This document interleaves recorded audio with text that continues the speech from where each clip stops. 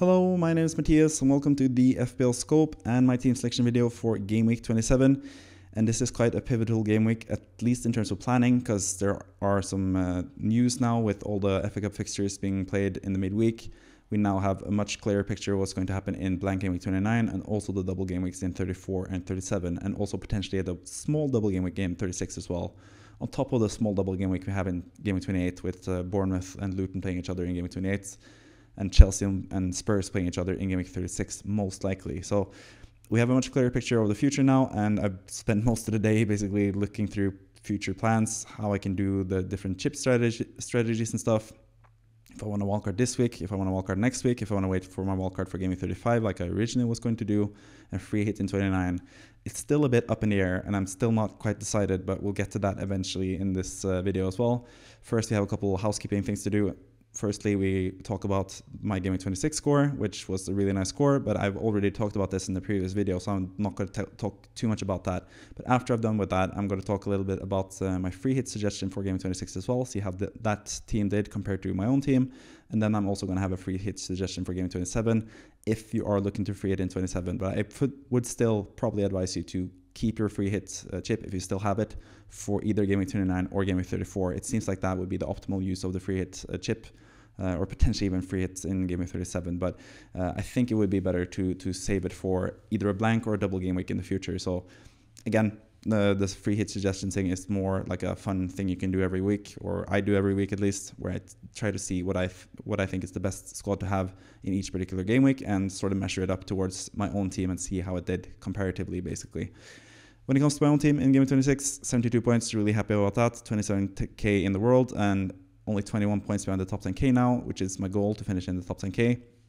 And I think looking at the strategies and looking at the potential upside you can get from planning your future game weeks, I think I can use that to my advantage and climb even more up the ranks and potentially get even higher than top 10k as well. But top 10k is still my goal, and I'm pretty close to reaching that goal already, or at least getting to that level and potentially even get better towards the end of the season. But yeah, 72 points, 12 points from Nori, one of my transfers. I brought him in for Doughty, which might end up being a bad transfer in the end, even though I got 12 points from it this game week. I was also contemplating getting in Munoz from Crystal Palace, who ended up getting 7 points, which is less than Nori, but I still potentially would rather have Munoz, especially from now onwards after getting the 12 points from Nori, because I did think Wolves would have a decent chance of having a double game week in 34, and that is probably not going to happen now, because Wolves first and foremost went through in the FA Cup in the 5th round. They beat Brighton, which was kind of surprising. And then they also got a really nice draw against Coventry in the quarterfinals, so they're most likely going to go through to the semifinals of the FA Cup, which means that they will not double in 34. So I sort of did Nori and Hwang in with game week 34 potentially in mind, because I was still looking to free hit in 29 and basically dead end into game week 34 and then wildcard in game week 35. And that still might be what I do. I think that's currently what I'm leaning towards doing, but would have looked a lot nicer if I had those Wolves players for that double game week game 34 as well, which is not looking likely currently. So yeah, I'm still happy with the transfer with Nori in. Maybe I should have sold Virgil van Dijk rather than Doughty, but that's going to help me in this upcoming game week, I think. So let's see. I might even still do a wildcard in game 28 as well, or game 27. It's still all up in the air. I already made a video on like my usual series, the weekly wildcard draft, where I wildcard every week. And this week I had a strategy in mind where I wildcard 27, obviously, because it's the weekly wildcard drafts, and I have to, according to the video, do the wildcard on that particular game week. And then with that in mind, I would bench boost in 28 and free hit in 34 without sacrificing too much in game 29 either. But I do think there's also a viable option to wildcard in game 28 and potentially also wildcard in 27 and still not bench boost in 28, but bench boost in 37, as many people are planning to do. It's just I'm not too sure about wildcarding in 27 or 28 and then waiting all the way until 37 to do the bench boost, because it's going to hamper the team in quite a lot of ways, I feel like. So yeah, so many strategies. I'm not going to get too far into it in this video in terms of all the different variations and stuff. I'm going to look more into what I can do potentially. But yeah. Going through game 26 again, I've talked about this already at length in a previous video, so I'm not going to talk too much about it. But I just wanted to mention the whole Munoz Nori thing that could have gone a different way. And obviously also getting in Huang, and now he's injured most likely. Not sure how long as of yet. Solanke might be injured as well, at least for one game week, maybe more, but most likely he's going to be fine for either the weekend or the double game week at least.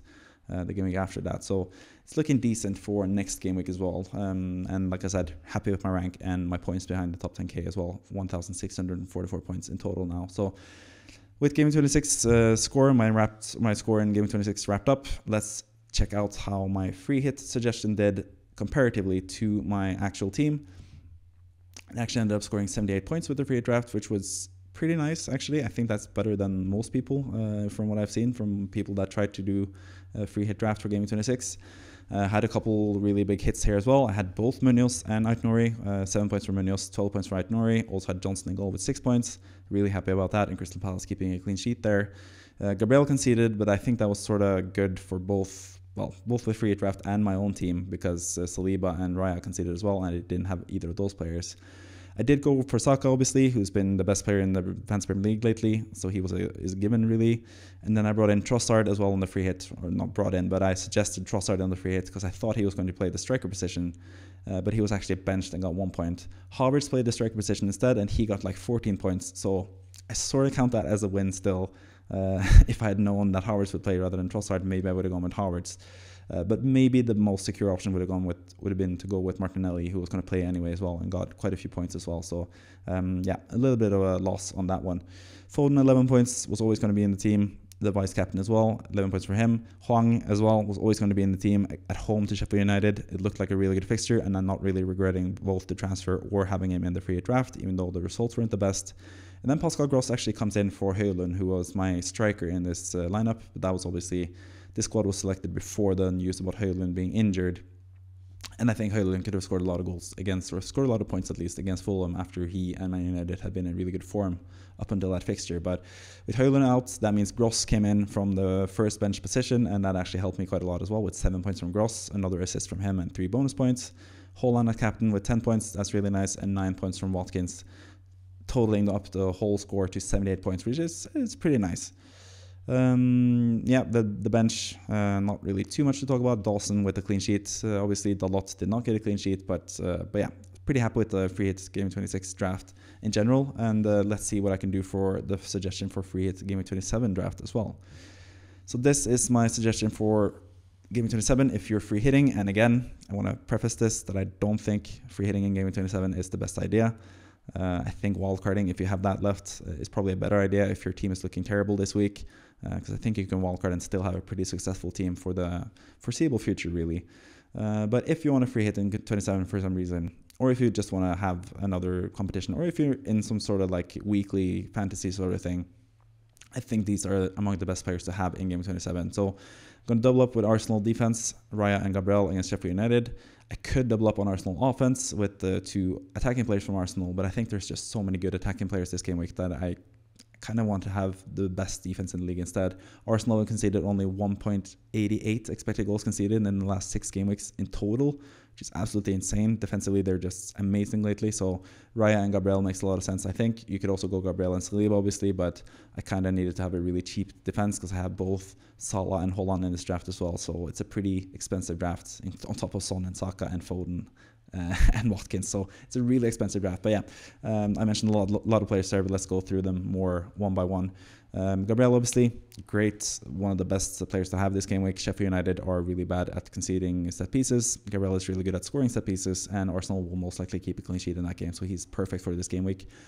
Conor Bradley, he's going to play either right back or potentially right wing for Liverpool. We've seen him play it as a right winger in some games for Liverpool, so that's too much of an upside for me to not have him in the squad. So Bradley comes into the team.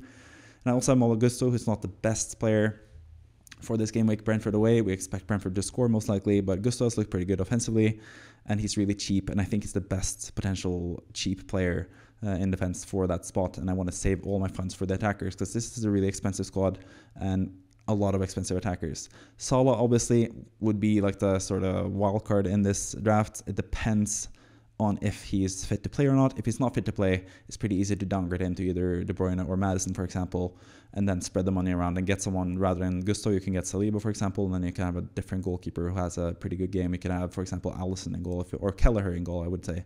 if that's the case. It could actually be a good idea. I didn't even think about the Keller idea before now because Allison is still out. But either way, so yeah, you could go with Kelleher and Saliba rather than Gusto and Raya, but I think that's even more expensive. But yeah, especially if you downgrade Salah to De Bruyne or Madison, if Salah is not fit, then you would have even more money to spread around. But Salah, if he's fit to play, I think it would be a really, really, really nice differential to have in Game Week 27 if you're free hitting, or even if you're wildcarding in Game Week 27. Salah could be a really nice differential. Son against Crystal Palace at home, I think that's one of the best players in the, maybe potentially even the best player in this draft, bar none, because it seems like Richarlison might be injured now.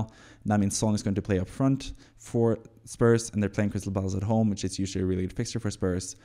The only slight concern I have about Son, which is also something I'm going to come to when it comes to my own team, is the fact that Crystal Palace have just gotten a new manager and they just beat Burnley 3-0. So maybe there's a new manager bounce there, which would be detrimental to Spurs' chances. So I only have Son from Spurs in this draft, which is quite a low amount, I guess. You could have someone like Udogie, for example, in defense. Could have Madison, like I mentioned, rather than Salah. So that's something you can look into potentially as well. Saka against Sheffield United away, no-brainer again. Sheffield United are awful. Saka is awesome. He is also a really good captaincy shout, along with Son and Haaland this week. So Saka makes the team easily. Foden against Man United as well, scored a hat-trick against them last season. Could easily do the same again. He seems to be pretty nailed. I think Man City will start their best 11 here, so that's why De Bruyne is also a really viable pick for this week. But I think Foden is just, a really good player to have this week as well. And then we have Palmer against Brentford away. Brentford have lost Ben Mee now to an injury for the entirety of the season, most likely. And they just look really there for the taking with Pinnock and Mee out as well. They're just really struggling with injuries currently. So I think Palmer and Gusto, for that matter, could score a lot of points offensively in this game. So I really like both the Chelsea guys for this fixture. Haaland at home to Man United. He loves playing against Man United, scores against them all the time. I think he's still my favorite captaincy option, even though I'm slightly tempted by both Saka and Son, depending on if I have Son or not. But I do have Saka, and I am slightly considering it, but I'm still about 80% sure I'm going to go with Haaland captain in both the free hit draft and in my own personal team as well. So Haaland, amazing against Man United at home. I think also City just like to, if they get the 2-0 or 3-0 lead, they're just going to keep pumping and keep getting many chances and potentially goals. And seeing how bad Man United looked both against Nottingham Forest and against Fulham now without Højlund, I think it's there for the taking. So you could potentially triple up with City players as well, depending on what happens with De Bruyne and stuff as well. Watkins against Luton away, I think that's also a really good fixture. For Watkins, Luton have been terrible defensively, conceded 5 goals to Haaland in the FA Cup, so Watkins could do something similar as well. So I really like that fixture for Watkins. The bench is basically just the cheapest possible players. You could even downgrade Senesi as well if you don't have enough money in the bank to afford this starting 11. And you could move the money around with Salah, especially if he's out, for example, like I said. So I really like to look at this draft. Forwards, I have Muniz. I should just mention him as like a nice differential for at least this game week. Brighton is a team that could concede a lot of goals, but they haven't conceded too many goals lately, Brighton, so maybe that's not the best fixture. But I think Muniz just deserves a little bit of a mention because he's been really good for Fulham. And not many people will bring him in at any point this season, but he could be a sneaky good option if he keeps his place. But that's just always the worry that Broja is going to enter the fray and be the starting striker for Fulham, or Raul Jimenez is going to come back at some point and take over the starting spot as a striker. But I think Rodrigo Muniz has looked really good lately, and I just wanted to highlight him basically. Someone commented on him as well, and I think he's like a nice, decent shout, but I think it's just too risky for me to risk him long term. But on a free hit on the bench, when you need the money, it makes sense, I think. So that's basically the free hit draft for Game 27. And honestly, I've been thinking more about my own plans and stuff. I haven't really thought too much about this free hit draft, so maybe you can do it better. There's a lot of good fixtures to tackle this game week, at least. So as you can see, I only have one Spurs player, even though they play Crystal Palace at home, for example. So there's a lot of things you can do this game week and get a lot of points from it, I think. So yeah, interesting to see what everyone else thinks about free hitting in Game 27, or at least if you were to free hit in 27, what would you do with those free transfers, basically? So yeah, that's it for all the housekeeping, all the scores from the past week and the free draft for Game Week 27. Let's look into my current plans for Game Week 27 with my own team without using the free hit, obviously, which is not what I'm going to do personally. So these are my Game Week 27 plans as it stands currently. My starting lineup I'm pretty happy with. Goalkeeper, maybe not so much. I'm in between starting Areola against Everton away or Dubravka against Wolves at home. It really depends. Now that Hwang is injured, maybe Dubravka is a better option. Maybe I'll start Dubravka. I think I'm sort of leaning more towards that because West Ham are just conceding left, right, and center. Newcastle are as well, but without Cunha or Hwang, maybe Wolves will be a bit less likely to score against Newcastle. So maybe I'll just play it safe with Dubravka. I might actually lean towards Dubravka currently. In defense, Virgil van Dijk against Nottingham Forest. I think that's a really nice differential. If you saw Virgil van Dijk in the FA Cup or in the Carabao Cup final, scored 2 goals. One was disallowed, but it still just proves how good he is attacking wise when it comes to set pieces now. It seems like Liverpool have unlocked something when it comes to set pieces. Interestingly enough, when Trent has been out injured, but Van Dijk has just been really lethal and had a lot of chances in the double game week as well. He scored a goal, but he could have scored even more goals in both matches really. So he's just looking really good lately. So I'm really happy about having Virgil van Dijk still, and the fact that I sold Doughty instead. Even though I might even bring in Doughty back for game week 28 if I wildcard especially. So yeah, I don't mind that. Gusto against Brentford away. Obviously, I like him. I had him in the free draft, and the same goes for Gabriel as well. Had him in the free draft, so I really like those players. I already talked about them.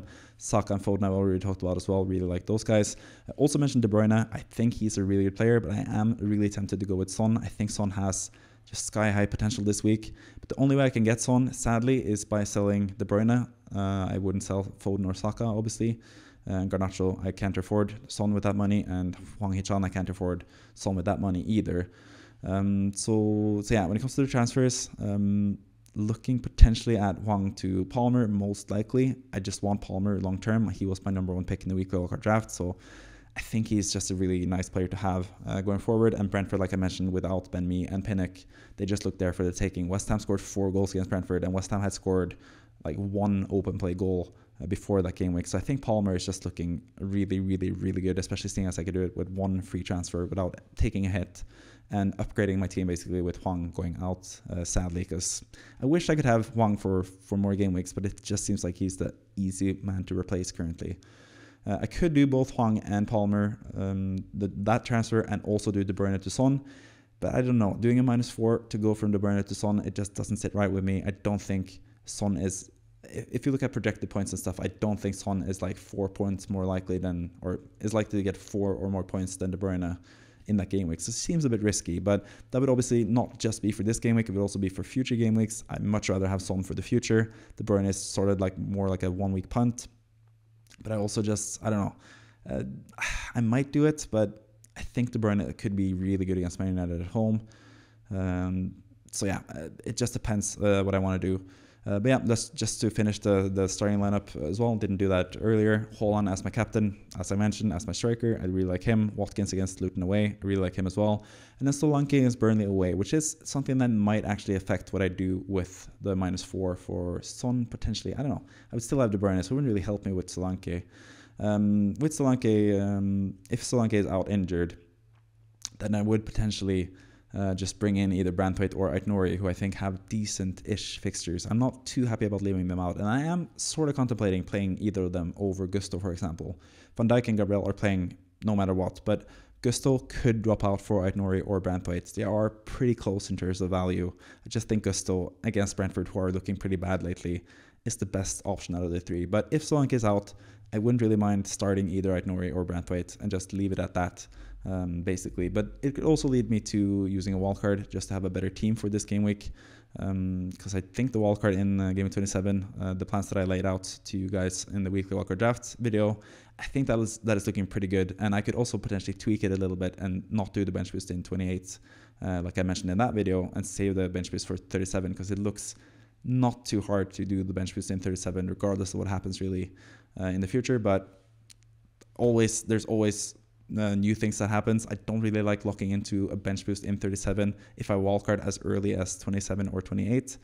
That's sort of like my thinking there. So that's basically it for the plans for the immediate future with game week 27. But let's also take a look into my future plans with still the same tactic that I've had for the past couple game weeks, which is free hit game week 29, dead ending into game week 34, basically buying a team for game week 34 that I can just wildcard away from in game week 35. So let's take a look at that using the really nice site that I tend to use, which is called FPL.team, a really nice transfer planner sort of.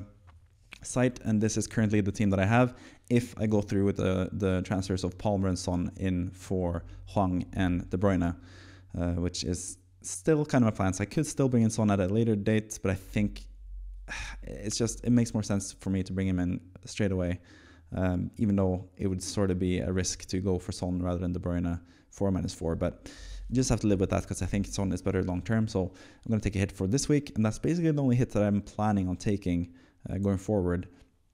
But those plans could obviously also change. But really like this team this game week, like I just mentioned, like I just talked about, especially with Palmer and Son in there. I really like all those guys.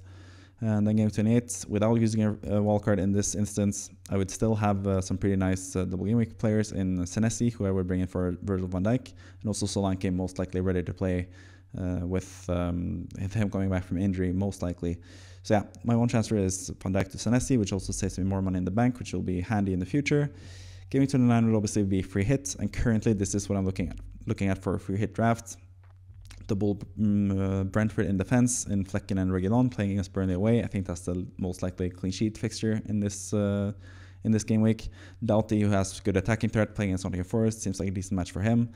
Udogi, Madison, and Son against Fulham away, tripling up on Spurs. I think that makes the most sense in this game week. Maybe you want to triple up with Richarlison instead. Maybe Moreno and Richarlison would be a better fit than these two guys, but currently, I'm not sure who's going to be the fullback for Aston Villa in that game, and I'm not sure if Richarlison is going to be fit to play in Game 29 either. So currently, it's still on Udogi and Bailey.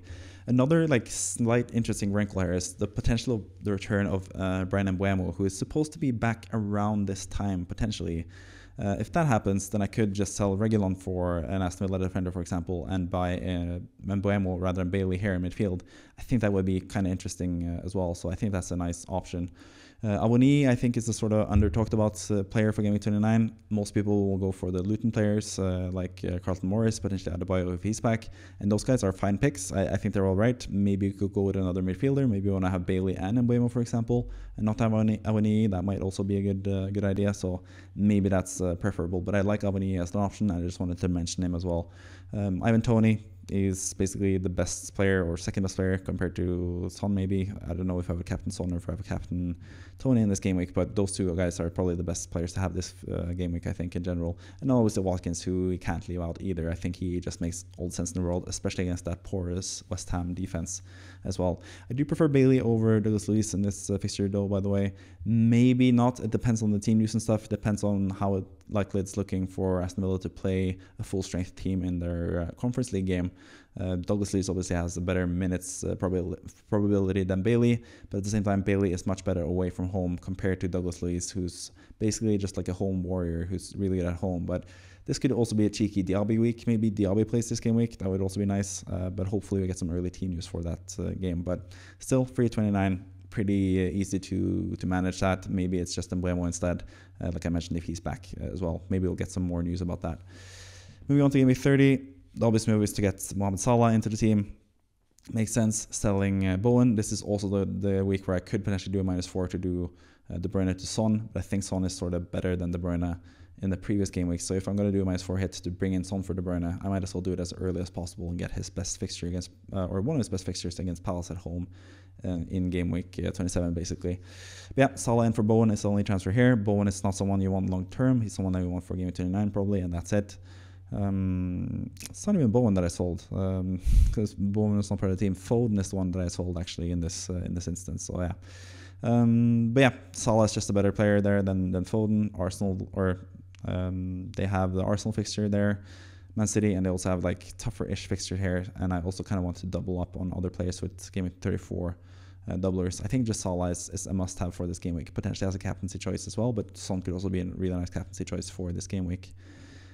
Game week 31 would do another transfer, and that would be to bring in Isak rather than Watkins. This is when Watkins has Man City away, which is a tough fixture for him. And Isak, as we can see with his fixtures, double game week against Palace and Man United in 34, looking really good. And the games leading up to that, Everton at home, Fulham away, Spurs at home, also looking really good. And then Sheffield United at home as well in 35, which is going to be pretty interesting for the plans in this draft, basically. So Isak in there, no transfers in 32. I think this is a pretty good team for game 32. Obviously, this is so far into the future that you can't really count on anything, but it's just like a nice way to look forward into the future and see what you could potentially have at least. Game week 33, I would do one transfer, and that would be Højlund in for Solanke. He is obviously one of the prime players to have for game week 34 if Man United double in that game week, which is likely. Sheffield United at home and Newcastle at home, the two worst defenses in the league. Højlund just seems to make all the sense in the world. I also have Garnacho lying in wait there to get back into that game week as well, so really nice setup for that game week. And I also still have the 2 free transfers for the next game week in this instance. And with those 2 transfers, I would bring in Eberechi Esse and Munoz, the Crystal Palace players that don't really have good fixtures before game week 34, but have a really good fixture or really good double in 34. So you want to save your Palace hits or Palace transfers for this game week, I think. Maybe you can have Johnson in goal as well if you're so lucky that you can do a goalkeeper transfer if that's the case. So I think this is actually a really good game week 34 team without a free hit. It's looking pretty good, and I don't think it's too unrealistic. Also, a lot of players that are really good in the game weeks going into it. So yeah, I think this is a really good way of getting a really good team for game week 34. Just if I quickly look into my free hit 34 team, if I am doing a different tactic of free hitting in 34 and wildcarding in game week 27 or 28, for example, it sort of look like this, and it's pretty similar if you can look at the team. Basically, the only differences is that I have Dubravka and Munoz rather than having Johnson and Trippier. Pretty even, I would say. Obviously, the big downgrade is having Branthwaite at home to Nottingham Forest rather than Dalot against Sheffield United at home and Newcastle at home. I think that's a really nice player to have in Diogo Dalot, but you have to sacrifice some things. And then also Saka against Wolves away rather than Olise against Newcastle at home and West Ham at home, if Olise is even fit for that game. If he's not fit for that game, then I don't really care about a third Palace player apart from maybe Munoz. But again, the defense is really good. Maybe I would have Saka here still and then Munoz rather than Gabriel if that's the case. But yeah, looking at the 2 free hits or the teams with this team that I could get without a free hit and this team that I could get with a free hit, obviously I have Gordon also on the bench. You could start Gordon over Haaland or Salah. I don't know if you wouldn't want to do that yourself. So maybe that like tips the scales a bit for you. But I still think Haaland against Spurs, you could be really burnt by that fixture if Haaland scores a hat-trick there, which is really like, or could potentially happen in that game, and you're free hitting him out. It would kind of look kind of bad. So that's why I sort of prefer free hitting in game week 29, because there are a lot of players that could score really good points in single game weeks in a double game week. We just saw that in game week 25 as well. We had so many good double game week players from good teams as well, from Man City and Liverpool, the 2 best teams in the league apart from Arsenal. And they all pretty much failed offensively. De Bruyne, Foden, Haaland didn't even perform that well. Jota, Darwin, Salah, all those guys kind of failed in the double game weeks. And those are the best guys that we have in FPL, and they didn't even perform that well. So what does that say about the future for example, Eze and Garnacho and Højlund and these guys that I could get to without using a free hit in 34, but I could also get them without a free hit. And yeah, free hitting in those guys is not really that important, I think, especially if you can get to a team like this with free transfers, as I can. And then basically, this is still the team without a free hit in 34. It's still looking pretty good for this game week, for game week 35. So I might even just stay the course with this game, because Man United have a good game, Newcastle have a good game. So you have really good fixtures for both of these teams. You could potentially even get in a Newcastle defender, for example, rather than Gabriel for like a 1 week punt, or rather than Senesi if you want to keep Gabriel's value, for example. You could get someone like Fabian Schär in this game, for example, and play him rather than Gabriel, or maybe not Schär, maybe you can't afford him, but either way, you can also sell Son potentially and get someone interesting instead. So plenty of options here for game week 35 as well. Let me just undo that transfer. But yeah, plenty of options you can do here. And then obviously, or I can do here, I should say. And obviously, I would then wildcard in game week 36 and get a lot of players, to get all the Spurs players, get all the Chelsea players needed. Son, Udogie, Van de Ven could also double up on the Spurs in midfield, but I think there's so many good midfielders. Potentially Esse, I don't know. This is a bit jumbled up, so don't pay too much attention to the wildcard 36 team, because I haven't really gone into that much detail yet. But obviously, wildcarding in game week 36 would be ideal if you want to maximize your chances in game week 37 and potentially game week 38 as well. So, and game week 36 for that matter, because you have both Chelsea and Spurs playing 2 fixtures most likely that game week. So yeah, I think I'm still going to stay the course with this potential plan of just doing transfers as normal, doing a free hit in 29. and getting a pretty good team for Game Week 34 without a free hit, and then wildcarding out of it for the maximized potential in Game Week 35, 36, 37, and 38, depending on what happens, obviously, as well. It's nice to have your chips in the future, especially the wildcard chip, which is so important to have. And I think it's actually better used in Game Week 35, where you can basically get a team that is nice for 34 and then have the optimal team for the final game weeks, rather than doing like an optimal-ish team for Game Week 30 and still trying to figure out how to go through the game weeks. I don't know. I just prefer free hitting 29 and wildcarding in 35 as of this moment. But maybe my mind will change. Maybe I'll do a wildcard already in this game week. I'm still not completely gone away from that potential plan. But I'm more likely to wait one more week and see if I can do a wildcard in 27, or if that appeals to me, or if I could just stay the course with the plan that I just presented to you right now. So that's basically it for the team selection. A lot of interesting FPL content this week, a lot of interesting decisions to be made.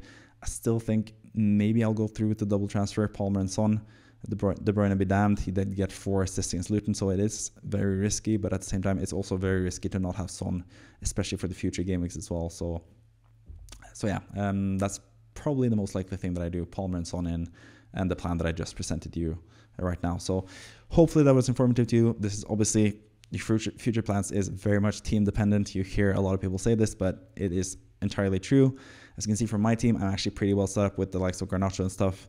Going forward into the double game weeks and stuff, I think I'm pretty well set up for a really nice free hit 29 and wildcard 35 strategy. But for some of you guys, maybe you have already 9 players ready for Game Week 29, then obviously you don't need to wildcard early. You can just go through Game Week 29 without using any chips and potentially wildcarding Game Week 30, and maybe that's a better plan for you, especially. So it just remains to be seen how your team looks basically for the next few game weeks. And yeah, I don't think it's too bad to wildcard this week. I don't think it's too bad to wildcard in Game Week 28, and I don't think it's too bad to wildcard pretty much any game week apart from Game Week 29, which would seem like a weird game week to wildcard on, in my opinion at least. But yeah, that's it for the video. Thank you for watching, and yeah, I'm gonna be busy. That's another like small little thing. I'm gonna be busy. I'm gonna go to like a cabin. I'm Norwegian, so I'm gonna go skiing near a cabin in the weekend, and that's going to make it harder for me to like follow all the news before the deadline and stuff. So I'm likely at least doing the Palmer move, and then maybe doing the Son move before quite a lot before the deadline, or on the day at least before the deadline, because I'm going to be out skiing most likely when the game week deadline has arrived. So that's just another wrinkle to why I wouldn't really wildcard just now. But if you are not in a cabin and going on a ski trip, then you could probably wildcard this week and have everything in order, basically. So yeah, that's just a small little ramble at the end of this video. But thank you for watching as always. I hope you enjoyed it. I hope you have a bit clearer plans for yourself as well, what you're going to do in your future game weeks, and a pretty good picture of what you can do with free hits 29 and wildcard 35 if you still have those chips left. So hopefully you have a lot of chips saved.